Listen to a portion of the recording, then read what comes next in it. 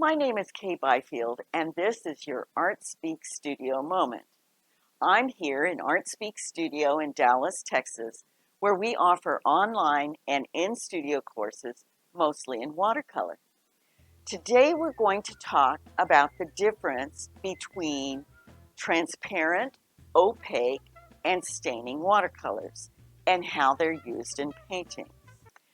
The terms transparent and opaque refer to the way that the paint covers a surface. All paints are made by suspending dry pigments, either mineral or vegetable or animal or chemical, in some kind of a binder. With oil paints, the binder is oil and the solvent is turpentine.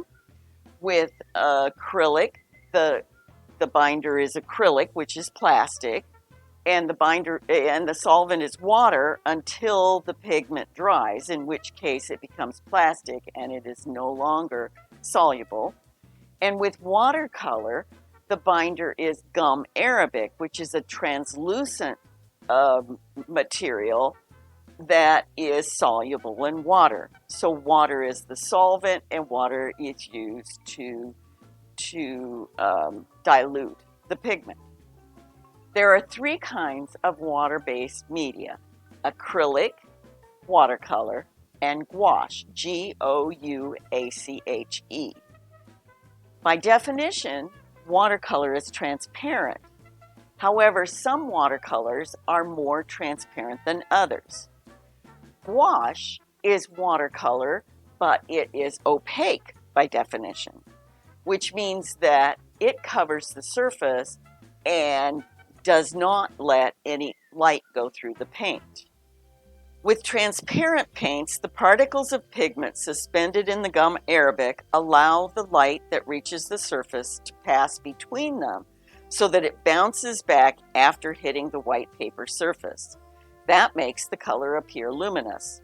With opaque paints, the particles cover the surface of the painting and the light cannot pass through them, so layers underneath are hidden. Gouache paints are opaque so that all the colors sit on the surface, which creates a matte appearance rather than the transparency of watercolor. There's nothing wrong with this, it's just a different look. With gouache, paints are often mixed with chalk, and white and black paints are included. Watercolors are often divided into three classifications: transparent, staining, and opaque. The transparent and staining colors are both transparent. The opaque colors are not totally opaque, but there's real differences in the way we mix these pigments, so this is why we give them these classifications.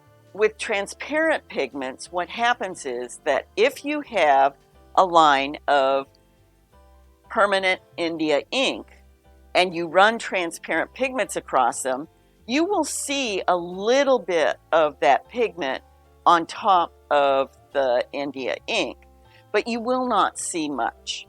So these colors, the transparent colors I've used here, are Rose Madder Genuine, Cobalt Blue, and Aureolin Yellow. And you can see they do leave a little bit of a residue, but not very much.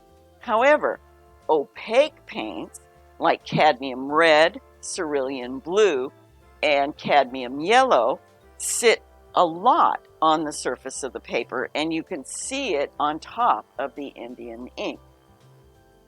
To create light colors with watercolor, rather than mixing white with them like you might with oils or with gouache, you just dilute the paint, and so you paint it lighter with less concentration of the pigment. If you need to have white on your painting, you just paint around it like Frederick Graff did here. This is very different than what you do with gouache, where you paint the white paint on the surface of the painting.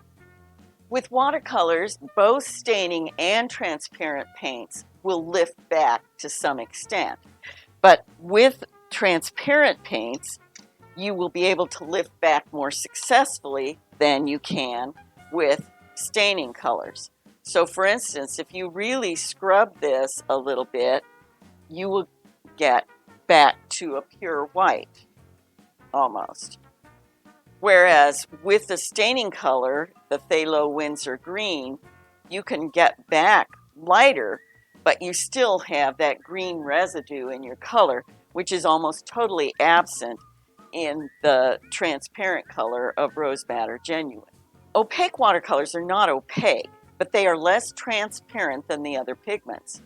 The colors appear denser, so they are useful for creating a sense of weight in the painting. However, they can also appear muddy when mixed, and layering them can create something that is less luminous. To enliven a section of paint that looks muddy after it is dry, adding a layer of pure transparent pigment over it can make it more lively. Transparent colors, when they are mixed together, can create a really luminous, wonderful, soft, radiant mixture. But if they're mixed with other pigments, they can be totally overpowered. So here we have the three transparent colors, Aureolin, Rose Madder Genuine, and Cobalt Blue. And we mix them together. We are mixing the three primaries, so we get a gray, a neutral. But it's a soft, very attractive gray. These are the staining, again, transparent colors, some staining transparent colors. And we've got transparent yellow, alizarin crimson, and ultramarine blue. When we mix them together, I probably got a little heavy on the alizarin crimson here, but you can see how rich and dark this color is. It's a neutral, but it's not nearly as soft and luminous as the transparent color mixture. And here we have opaque colors, cadmium yellow, cadmium red, and cerulean blue. When we mix these together, we get a denser, more muddy color, which gives real depth. And I don't know if you can tell, but it's also beginning to granulate a bit. The reason it granulates is because that dense pigment sinks into the indentations in the paper and the surface of the paper and give that little bit of textured effect. Knowing the difference between opaque paints and transparent paints and staining colors in watercolor can make a big difference in the quality of the paint in your painting. I'm hoping this information about this today has been useful to you and that you'll be able to use it in your own painting. In the meantime, please join us again for future Art Speak Studio moments, and I wish you happy painting.